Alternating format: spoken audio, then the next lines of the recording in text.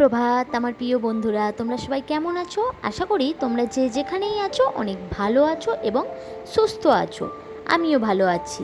পিঠা lifestyle চ্যানেলে তোমাদের সবাইকে স্বাগত জানিয়ে আজকের ভিডিওটা আমি এখান থেকে শুরু করলাম। তো আজ হচ্ছে জামাই ষষ্ঠী। যদিও বা তোমাদের কাছে ভিডিওটা পৌঁছতে অনেকটাই দেরি হবে, তার জন্য ক্ষমা চাইছি। কারণ বেশ কিছু কারণে আমি ভিডিওটা এডিট করে উঠতে পারিনি। কি হয়েছে সেটা কিন্তু তোমাদের নেক্সট ভিডিওতে বলবো। তো আজ জামাই ষষ্ঠী উপলক্ষে সবাইকে, বিশেষ করে জামাইদেরকে জানাই জামাই ষষ্ঠীর প্রীতি ও শুভেচ্ছা। সবাই শ্বশুর বাড়ি যাও, শাশুড়ি মায়েদের হাতে ভালো মন্দ রান্নাবান্না খাও আর খুব মজা করো। তবে হ্যাঁ, একটু সাবধানে, কারণ যা গরম পড়েছে শরীর খারাপ হতে বেশি সময় লাগবে না। আজ যেহেতু জামাই ষষ্ঠী, তো আজকে জামাইকে তো না দেখালে চলে না, মানে আমার হাজব্যান্ডকে। এতদিন তোমরা আমার ভিডিওতে আমাকে বা আমার ছেলেকে দেখে এসেছো, কিন্তু ওকে কখনো দেখোনি। কেন বলো তো? ও না খুব একটা ছবি তুলতে বা ভিডিও করতে পছন্দ করে না। খুব একটা কেন, একদমই পছন্দ করে না।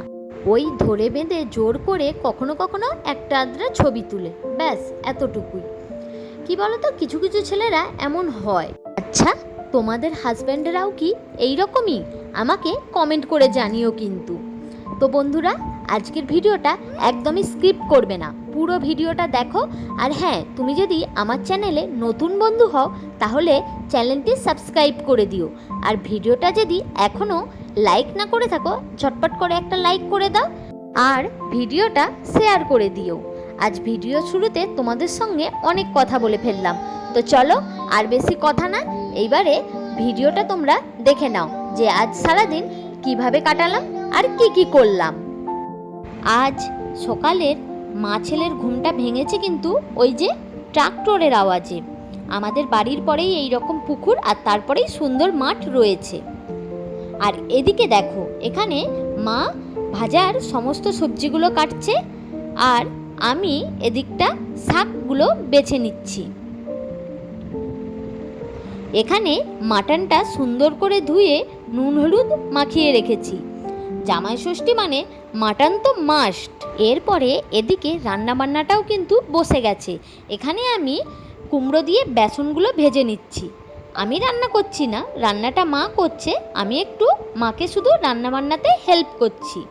আর এখানে কয়েকটা আগে দেখো বেসন ভাজাও হয়ে গেছে। রান্নাবান্না চলতে চলতে এখানে দেখো চলে এসেছে আমার হাজব্যান্ড। তো আর এই হলো আমার মা। মা এখানে আমাদের বাড়িতে ষষ্ঠী যেভাবে হয় সেই নিয়মগুলোই করে নিচ্ছে। আর সোনাইকে দেখো, এতদিন পর বাবাকে পেয়েছে, তাই বাবার কোল থেকে আর নামছেই না। আর এখানে দেখো রয়েছে ফল মিষ্টি। আমার হাজব্যান্ড যেহেতু তেলে ভাজা লুচি একদমই পছন্দ করে না, তাই ও যেটা খেতে চেয়েছে সেটাই ওকে দেওয়া হয়েছে। এখানে সোনাইয়ের সান্ধান হয়ে গেছে, ওকে এখন খাইয়ে নিচ্ছি। এবারে তোমাদেরকে দেখাই চলো আজকের মেনুতে কি রয়েছে। হ্যাঁ, খুব একটা কিছু রান্নাবান্না হয়নি, কারণ একটা মানুষ খেতে পারবে যতটা, ততগুলোই কিন্তু এখানে পদ রান্না করা হয়েছে। এখানে রয়েছে ভাত, লেবু, লঙ্কা, শাক ভাজা, কুমড়ো দিয়ে বেসন ভাজা, কুঁদরি ভাজা, আলু ভাজা আর পটল ভাজা, সাথে লাল লাল মাটনের ঝোল আর ঢেঁড়স আলুর তরকারি। এই গরমে মিষ্টি আম। এদিকে আমিও কিন্তু খেতে বসে গেছি, আমাকেও কিন্তু একের পর এক সমস্ত কিছু দেওয়া চলছে। আর তোমাদের মাটনটা দেখাই, দাঁড়াও, কেমন সুন্দর সেদ্ধ হয়েছে দেখো। আর এখানে রয়েছে মিষ্টি দই, সাথে রয়েছে পাঁপড় ভাজা। সবার দুপুরের খাওয়া দাওয়া হয়ে গেছে, এখন একটু খাবো ঠান্ডা। তাই এখানে দেখো একটা থামস আপ বের করে নিয়েছি, এটা দেব প্রথমে আমার হাজব্যান্ডকে।